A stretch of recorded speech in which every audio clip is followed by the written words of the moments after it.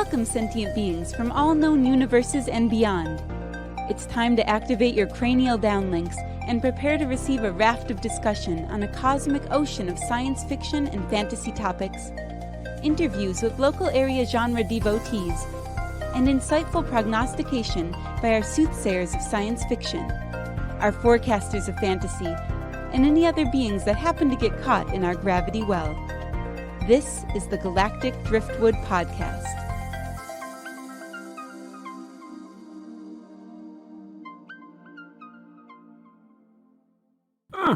Take that!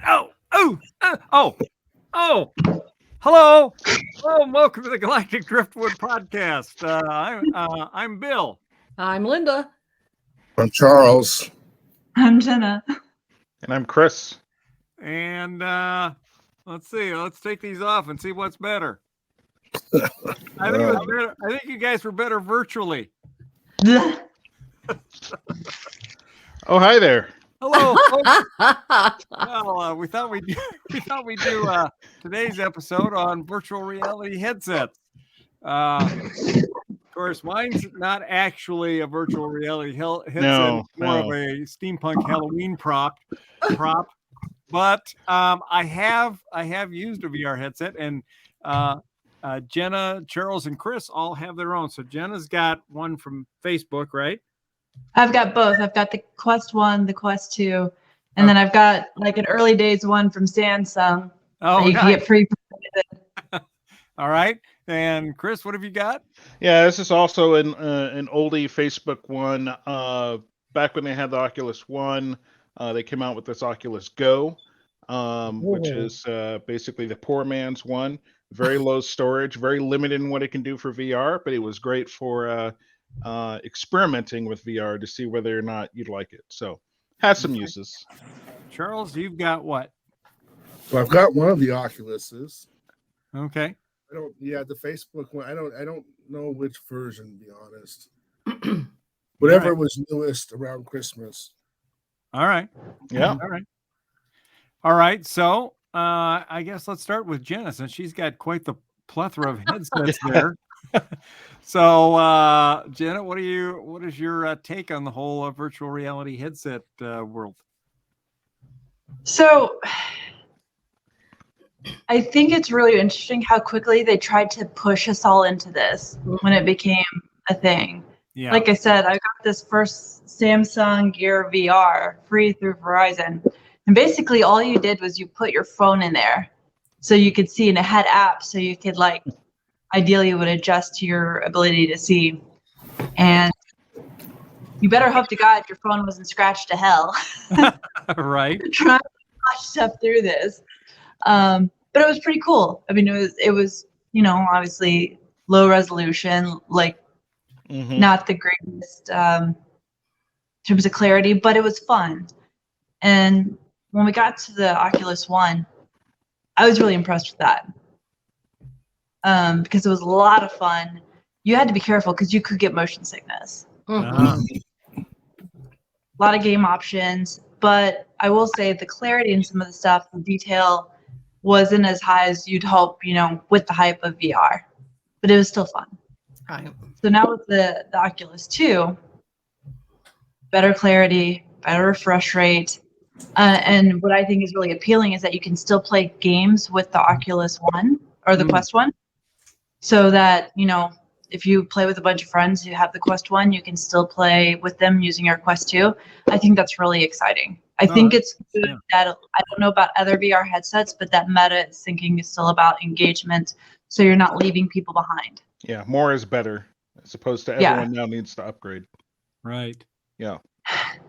The only problem is if you wear glasses, and I don't know if it's like this with other VR sets, it's really challenging.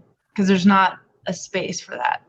Yeah, not everyone is framed. Not every headset's framed right for it. Yeah. Sometimes they make kind of like bushings or whatever. You can They have an insert. Things better. Yeah, they'll have like an insert, but it's not every glasses is framed the same though, so it can be difficult. So what's cool though, I mean, what's not cool is that Meta itself has not provided any spacers, but I guess on Amazon there's a lot of third-party spacers that you can buy to make room for your glasses. There are even some people that you can submit your eyeglass prescription, Oh, and you can put it in there so you don't have to wear glasses at all into the lens, which I think is pretty cool. that is cool.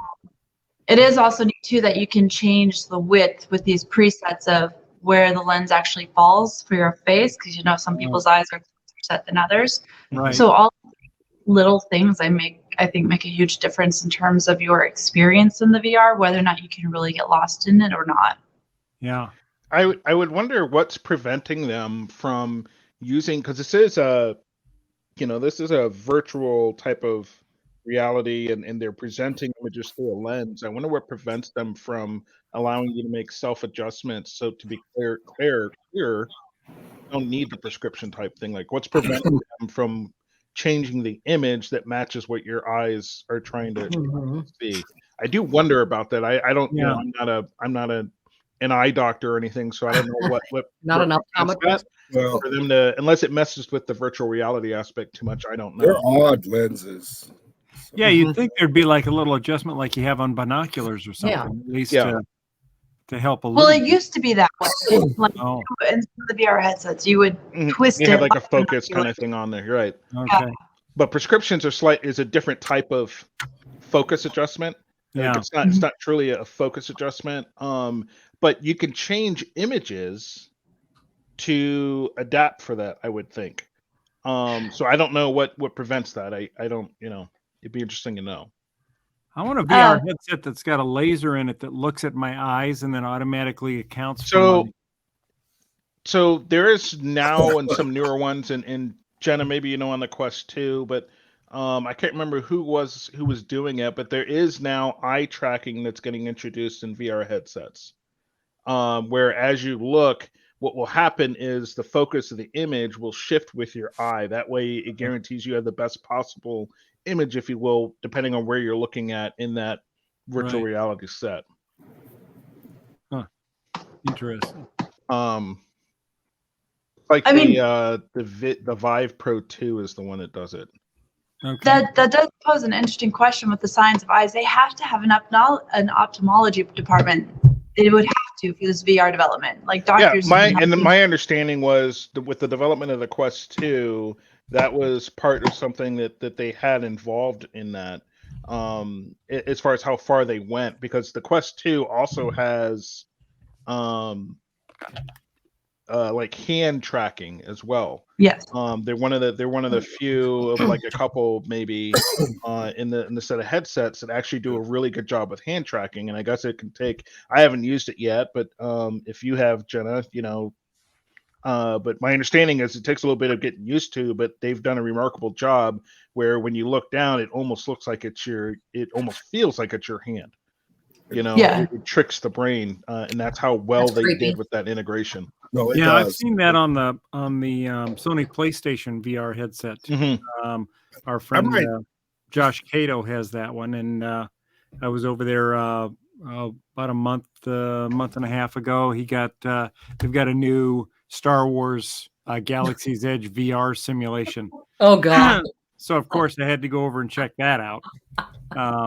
But yeah, you could look and see your own hands, and you can use your hands to reach out and manipulate things, and it figured out where your hands work. But you had these gloves on that tie into the headset. Mm-hmm. I might add something as far as when you buy this, if you're buying it for kids, there's a big warning once you buy it that it's not meant for kids under 14, or so they don't know what it's going to do to their eyes.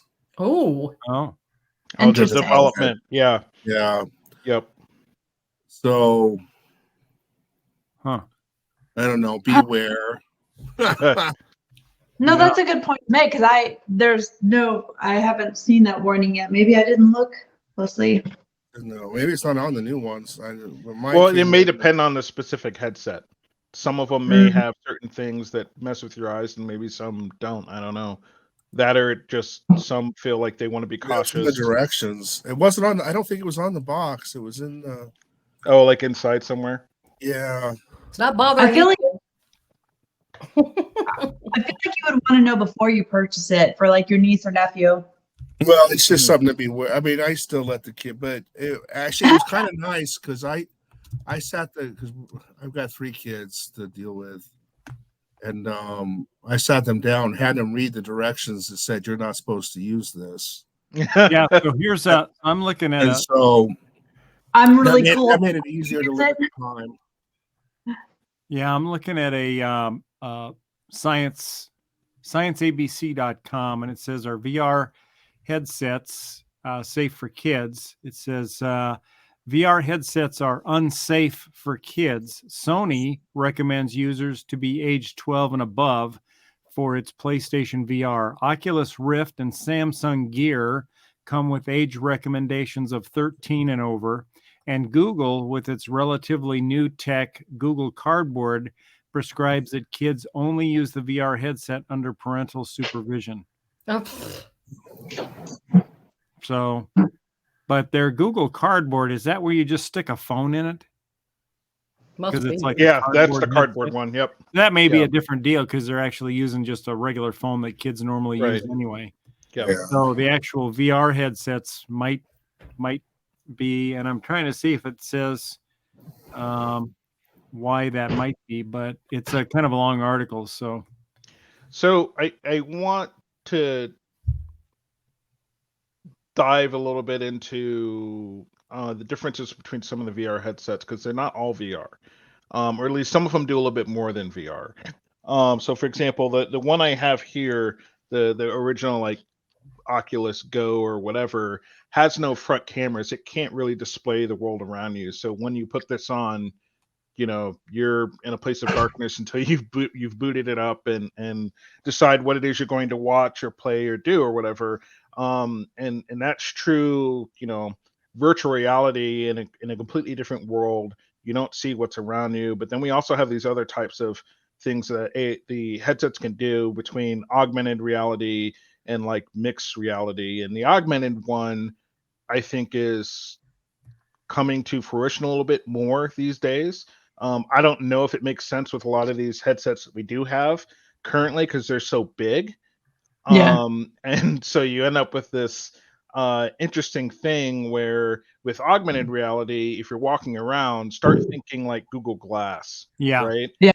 When that first came out, it helps you with navigation. It gives you overlays to the environment around you to really help you do a task or see things clearly. Or let's say you're at a mall and you're walking down the aisles and you get unfortunately, I hate to say this, like a pop-up, right? That says, oh, there's 20% off in this store today for such and such item. You might swing in there and you don't need to be scrolling through your phone to see where you might want to stop in today. And then with the kind of the mixed reality is kind of cool. I can see where the larger headsets we have work. These ones I've checked out and it's pretty cool. Just imagine, you know, an unlimited virtual desktop where you're sitting at your work, you no longer need a monitor. You know, you're sitting at your desk and you just kind of kick back and you have this big screen overlaid in front of you that no one else can see, but you can see, but you can also still see your surroundings, you know, and then you can actually work on that screen or whatever. And I think that would be cool. I'd have a display here, and here, maybe a movie off to the side, and you can do whatever you need to do, and you can work on this unlimited space, and that's pretty cool. But, you know, I would say, you know, if you want to explore, if you're shopping for a headset, look for ones that maybe accommodate longer term the ability to take advantage of all those things. And not all of them do. You know, give that pass through video, if you will, that you can see beyond the front of the VR headset. And hopefully we get there someday where it's almost like wearing just a set of glasses. I know there's things being built for that currently, but yeah, I mean, that was the first take on it, and it was a little weird. It felt a little bit futuristic in terms of like I don't know, maybe an old Star Trek film or something where you have a guy wearing a set that looks like that and he's an engineer and it's giving him like data on the ship or something like that. We're looking at a Google Glass picture. Yep. And so that was kind of short-lived, but I do think it was kind of the idea was right, and hopefully we start seeing that better integrated into some lenses going forward. There is some stuff I've seen that just look like a regular pair of sunglasses that is pretty cool. I'll have to look it up while we talk about it. But I mean, you know, Jenna and Charles, what do you guys, or anyone that has a headset really, what do you do with it? Is it just gaming, or do you find other things? Oh no, I'm not. Well, I'll tell you, I bought one for the kids for Christmas, and I was actually against getting it, but anyway, they all ganged up on me. But what happened was they're being so active with the headset, like they've got boxing and stuff where they're really moving their arms around and stuff. And one of the kids came, he's like, can I have some ice to put on my shoulders? Like he wore himself out that bad, and I'm like, well, so I'm like, well, that's exactly what I need. I looked into it. Well, they have workout programs on those. Yeah. And some of them are, I mean, some of them suck. Yeah. I've gone through quite a few of them. Some of them are really, really quite fun. And then some are fairly practical. I mean, it's a real workout. It's just like going to the, gym and having an instructor. Charles, I want to know if you told them that VR headsets are only for nerds. Nah. I should have, yeah. Oh no, they knew what they wanted. Well, so mine, but I'm using it to so in the evenings, if I don't do something else, I've got some workout programs. You have to pay so far. You have to pay for those monthly though, which was irritating to me. How much is that monthly though? Well, it's not that. I mean, $30. I've got 2 programs. I think it adds up to $30 or $40 a month that I've stuck with. Which, when you consider like a gym membership, is anywhere from $100 to $120 a month. If you think it's going to replace that, and it almost, I mean, it in the winter there, it kind of did replace it. Because it's easy to put 2. Like I said, there's 2 well, I'll just say, because I use Supernatural. There's one program that's just kind of a lot of fun, especially for a warm up, where you have either boxing gloves or lightsabers, and they put you on top of a mountain, and it's real pretty. And then they throw bubbles at you, and you have to pop them, and so that's a lot of fun. That's a pretty good warm up. And then there's a VR fit where they have an actual instructor. It's kind of like doing a Jane Fonda workout. I mean, it is. They have kind of dancing. They have just a straight out workout. They have kind of a boxing, or they're working on a boxing one. And there's some different versions. But you actually, I mean, they make you stretch. I've probably done more stretching with that VR headset than I ever did. That's great. Yeah, that's really good. Because you have somebody there walking you through it, and then you can do it again. If you don't feel like I've seen some improvement, because I needed to deal with. See, I was in a position I needed some physical therapy and stuff. So that's a good idea, though. I found that the VR was more thorough than it. Walked me through everything that was on the physical therapy list. So, well, that's good. So I think it was well worth the money for me. Nice. Yeah. That's really interesting. I'd like to see what I don't hear talk about is exactly, because I know a lot of older people that they need physical therapy, but they don't want to keep up on it on their own and stuff. And this is kind of nice because you have, even if it's a fake person, there's a person there walking you through it. That's good. You don't feel alone in your workout. You can actually do it with the neighbors too if you want. Or they record other people's workouts, and you can have them. It's like 3 people to each side of you when you can compete. Oh, isn't that what Peloton does too? Don't they? If you're into that, yeah. And then I've explored some of the So far I've just been mostly sticking with the workouts, but there's some karate ones, and Oh, that would be cool. yeah, but in the boxing, I'm doing one that has boxing lessons, and it seems legit. Supposedly it's been put together by, I'm not going to remember her name now, but it was some Olympic champion. Hmm. They have her out, and they're rough. I mean, they're rough classes as far as for me anyway, for out of shape person. But it gets you moving, and that's important. Mhm. If Oh nothing yeah, else, no, and it's been and it's Cool. when you if you've mucked up your day, which I tend to do, and now it's 9:00 at night. Well, I can do a workout still, and Yeah. Or same thing if I get up early. I've done that too now. Nice. I'm up an hour earlier. Well, I'll just do a workout, fill in the space, and most of the workouts are 20 minutes each or something. Mhm. So no, I've really enjoyed that, and from what I can tell with the kids, it's just, even the video game stuff is, most of them have them moving around quite a bit.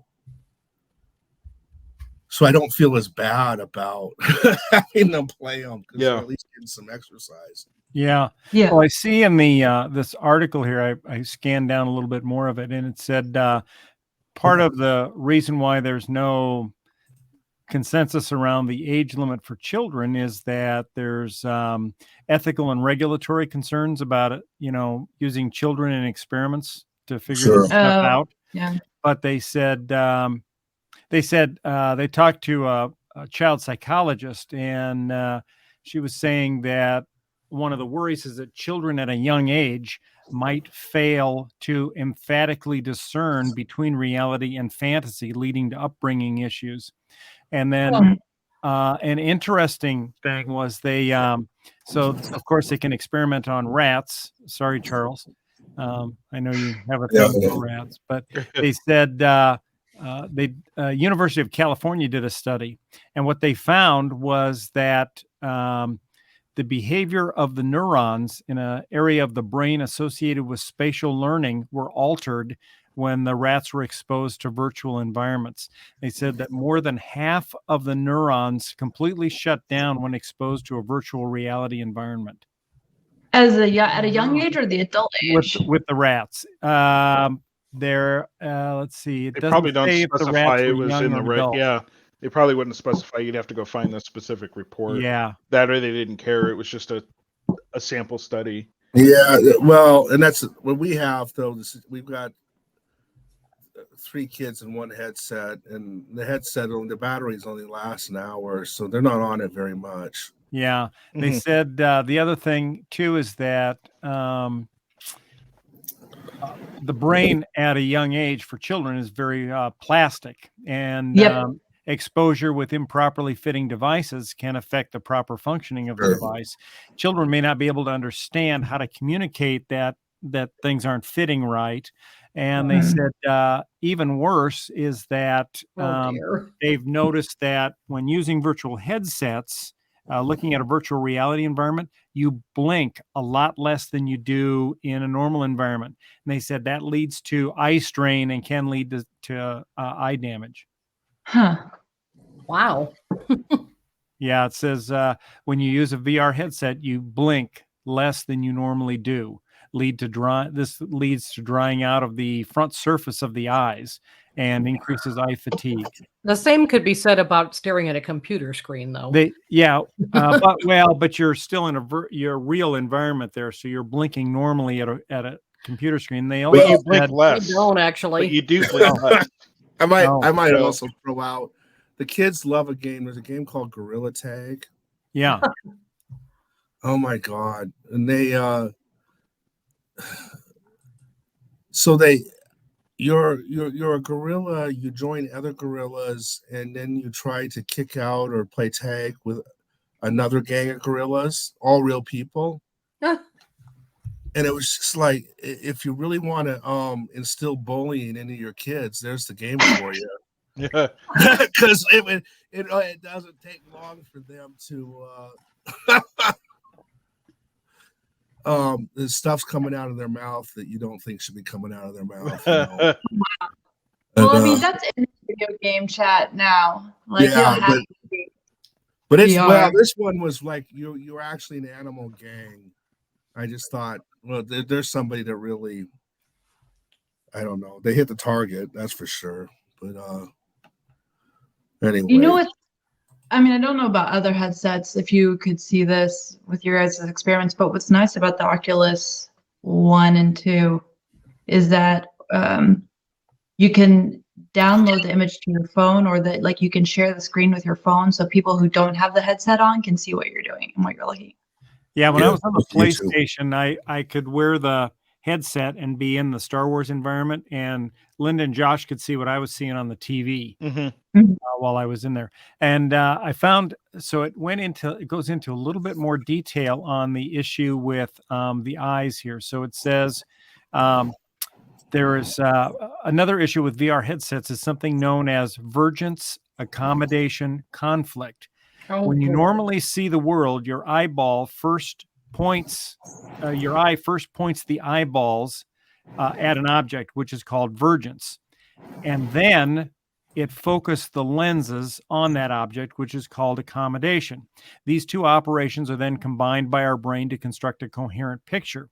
They said with present-day VR headsets, it presents each eye with a slightly different image on a flat screen to achieve the illusion of depth.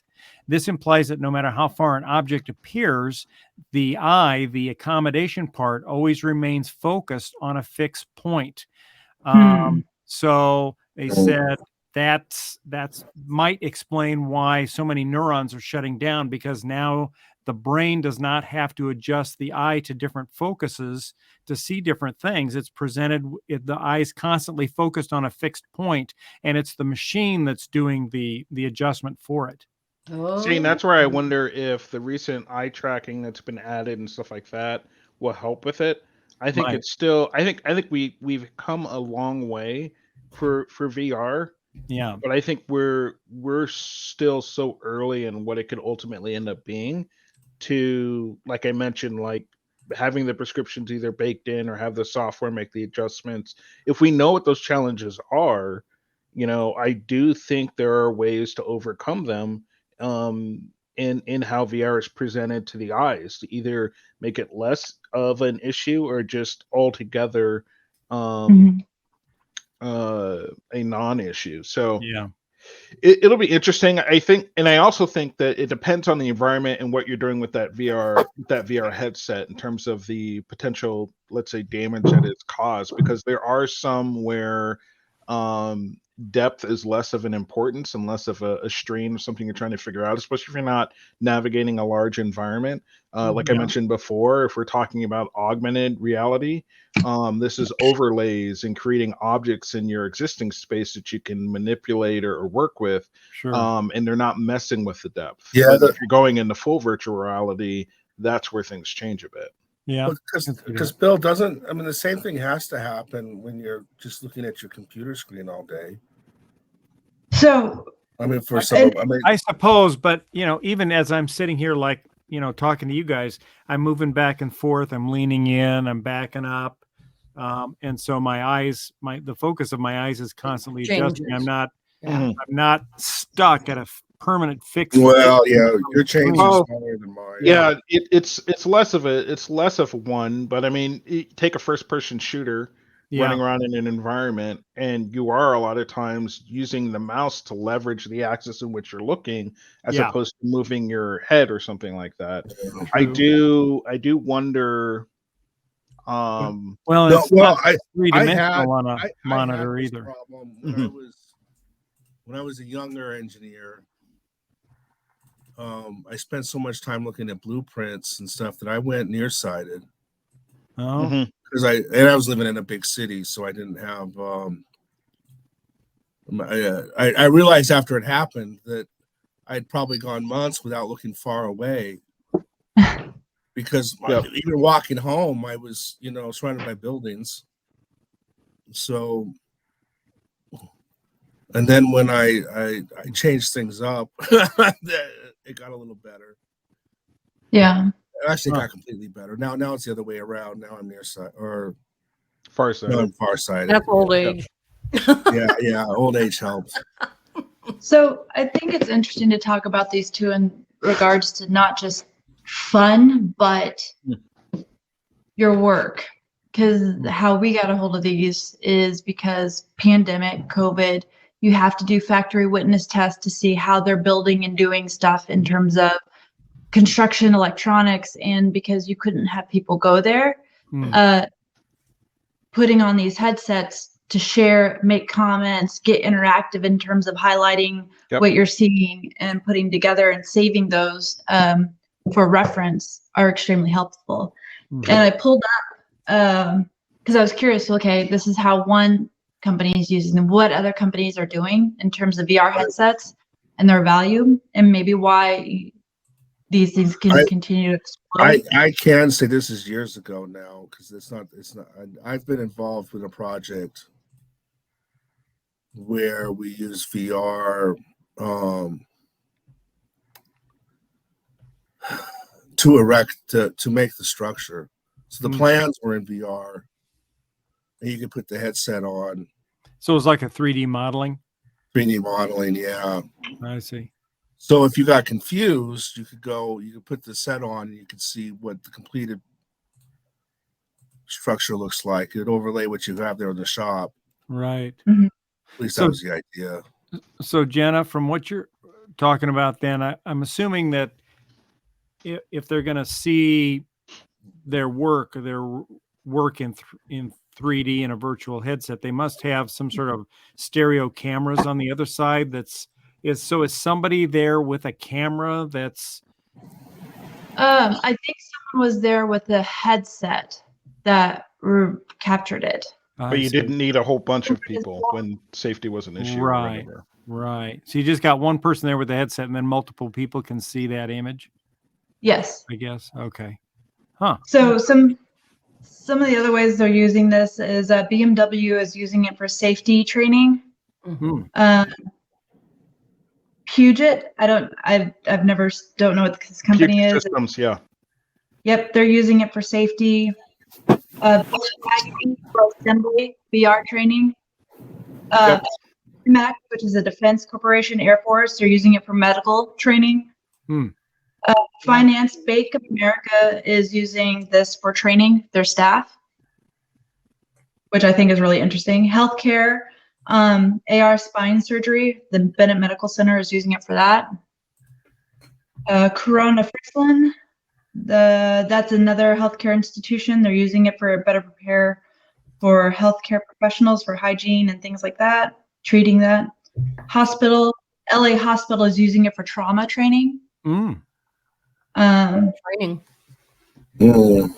So when you said that, for some reason, I just envisioned that doctor game that where you got the tweezers. Operation. Yeah. A lot of police organizations too. Sacramento Police are using it for training. City of Boston. Logistics, DB Schenker is using it for forklift training. Well, I was watching just yesterday morning, or no, I'm sorry, Friday morning. I was watching a video from NVIDIA on their new graphics hardware and some of the things they're doing with VR with that. And one of the things that was really interesting to me is that they've created a virtual reality simulation of a factory floor, a real factory floor. And this is a factory floor where they're going to be deploying these robots to go in and move things around, and the robots have to interact with a lot of other moving components. And what they're doing is they've created this virtual environment, and then they've got this robot with artificial intelligence in it, and they hook the AI up to the virtual environment so that the robot, they can see how the robot would perform in this environment were it really there, but it's just there in virtual reality. So if it makes a mistake, it's not going to cause a lot of damage. It's not going to injure somebody. And then they let the robot go through, hours and hours of iterations, doing its job under all kinds of different circumstances in this. And the AI learns and refines its movements and refines its security protocol, all of that as it goes along, so that by the time they're ready to actually put it on the factory floor, it's already had like millions of hours worth of VR practice. And so it's a lot safer and a lot more reliable, which I think is kind of cool, actually, that, you can get AI to take advantage of virtual reality to kind of learn as well. Especially when you consider today, if you look at Chat GPT, what's it run on, 15,000 GPUs or something like that. So not something you're going to fit into an easily transportable package to get it out in the world. Right. But if you can give it access to virtual reality, so it can learn how the real world works in a simulation, think how much smarter it can become and how much faster it can evolve. I mean, the military did that with some AI, and it has not gone well. Yeah. Yeah. You mean in the simulation? In their simulations or whatever, where the AI comes back and destroys the operator. So we've seen that movie. We have seen that movie. And one of the interesting things about VR, all the different uses of it beyond gaming, and that's come into question recently with what is Apple going to do, because they're going to be announcing supposedly their VR headset this week at the WWDC.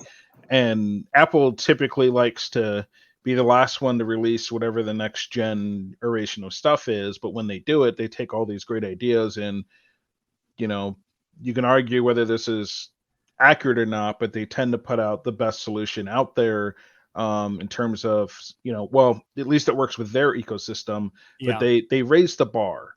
And so with all these cool VR headsets that we already have out there that are doing incredible things, it's like, what is Apple going to bring to the table that changes it?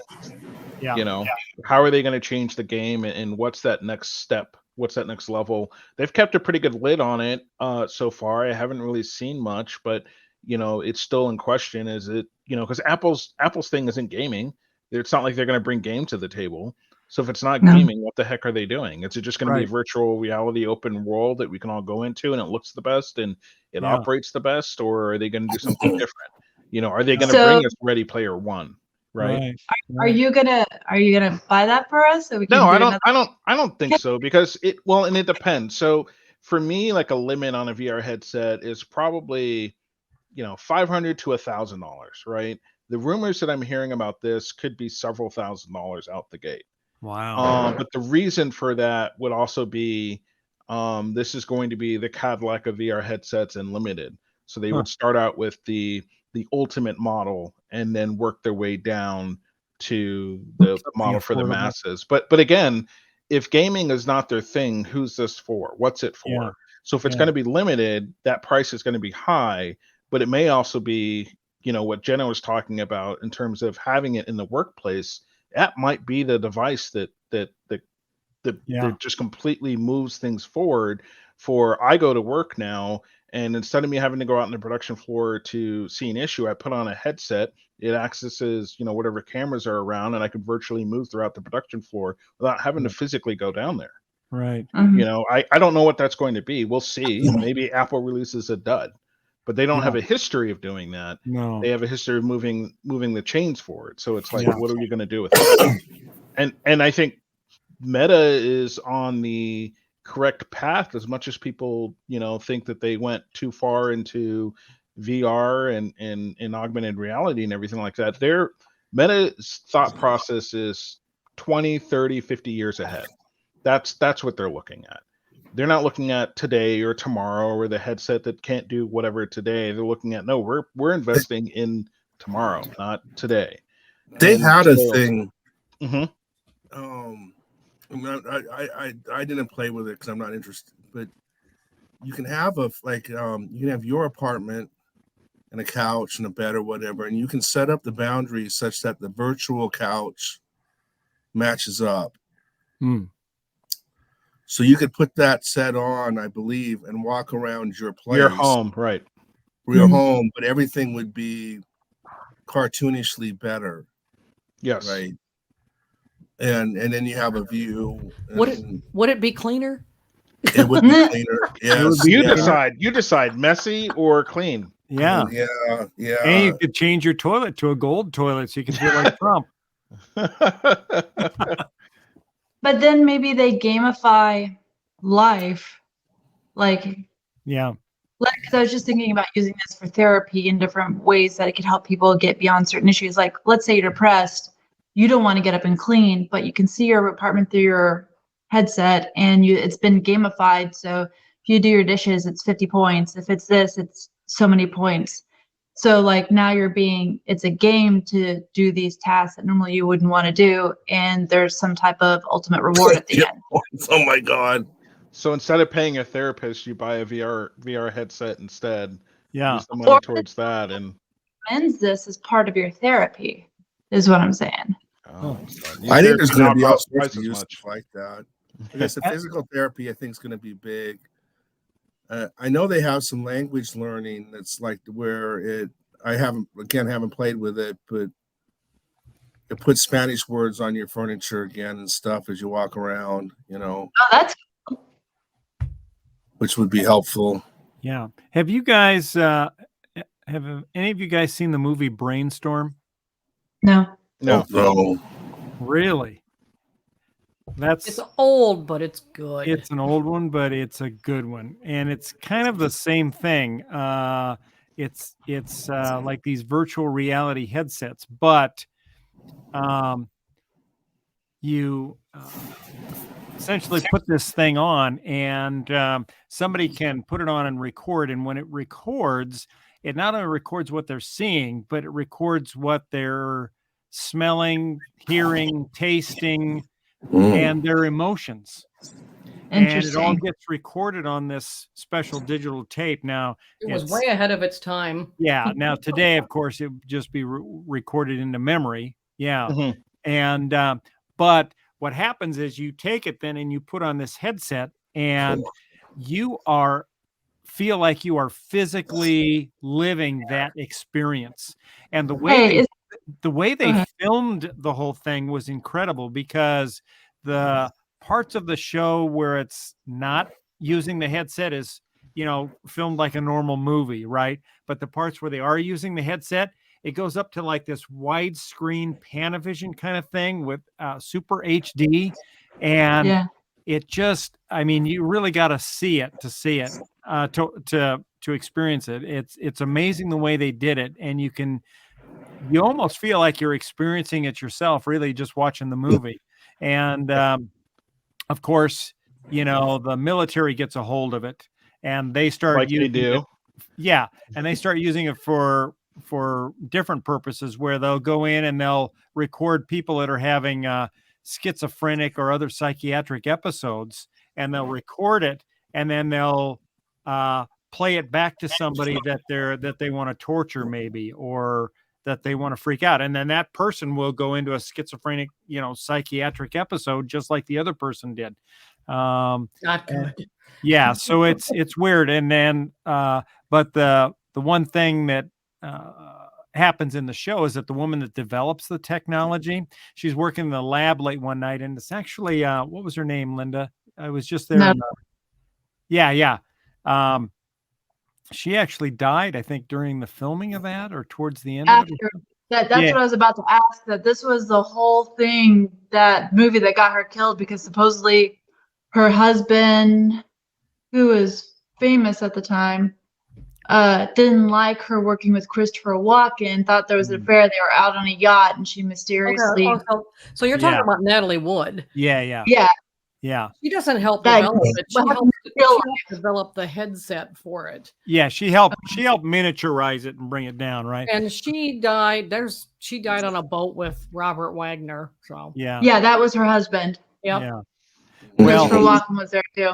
Anyway, what's interesting is that during the show, the woman that actually was the brains behind the development of this technology, she's working in the lab late one night, and she starts feeling like she was taking these nitro pills because she had heart issues. And she smoked a lot.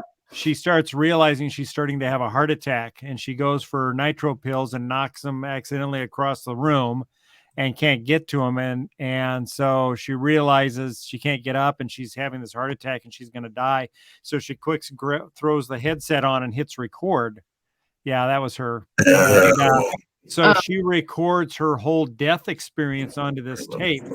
And so the government immediately confiscates it. But Christopher Walken he said, she recorded that for me. This is the next boundary of science. And I want to watch this thing, knowing that, this could very much trigger his own death. And it kind of does. And his wife almost loses him because he's watching this. Don't give it away anymore. Yeah, but anyway, it's a good show. It's really good. It's really ahead of its time. Really good sci-fi. So I encourage you to watch it. And if anybody else has watched it and have a comment for us about that show, leave it in the comments below. But yeah, it's good. I would recommend, based on just our conversation on virtual reality, that's a good movie to watch if you like good sci-fi. So are we liking VR so far? Yes.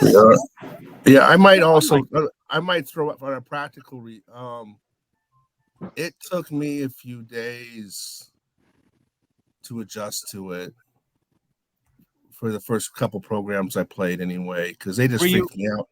Was the adjustment period because it was a little bit not like real motion, and it was there's that, but it's also and I have a heights thing, and I did the first workout program. You're on top of Mount Everest or something, looking out, and it's like, dude, it took me a while to convince myself it's not real. Oh, okay. And then the other thing was the very first time I tried it when the kids sat. There's one of the boxing games, and there's this huge it's a cartoon, but it's a boxer, It scared the hell out of me. Yeah. It goes to take a punch, and I just about hit the floor because jeez. I couldn't. It took me a little while to separate out. I got there though. Yeah. Mm-hmm. But my mind wanted to believe it. All right. How about you, Chris? Yeah, I need to do an upgrade. I haven't found any compelling reason to do so yet, but I think in the last year we've had a lot of newer ones get released, and we had a picture of a bunch of them earlier. I like what Facebook released, and I'm waiting to see what Apple does, but ultimately I am still kind of waiting to see where I want to take advantage of it. The one I have now, because it's cheap, it's not great for gaming, the resolution's poor, but it's got like big screen movie theater modes where I can watch a movie on a simulated, big screen or whatever, and it places you in like a theater. I like that kind of stuff, Yeah. So wait, so are you over and check this out then? Yeah, for sure. Yes. I've offered it, and you're like, no. No, for sure. It's a thing. I'll come by and I will exercise it. No worries. You too, Bill, Linda, want to come check it out? We do. Charles, I know you guys over. Yeah. Yeah, definitely. We'll have to do that. That sounds fun. I think Aaron got the glasses spacer for it. Oh, nice. Even better. All right, cool. Well, thank you all for tuning in and listening to this. If you have experience with VR headsets and you have a particular one that you like or something new in the VR gaming world that you're really looking forward to being released, let us know in the comments down below. Chris can't wait. He's going right back into virtual reality now. And yep. And so we'll see you next time. Next time we're going to be talking. We're going to do a special After Dark episode on artificial intelligence. So that'll be coming up a week from this episode. So be sure to check us out for that one. Take care, and we will see you all later. Bye-bye. Bye.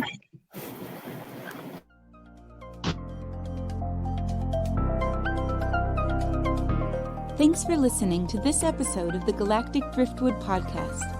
For more information and past episodes, please visit our website at galacticdriftwood.space or subscribe to us on YouTube. And now, please deactivate your cranial downlinks, collect your towels, and be sure to watch your step as you exit our gravity well.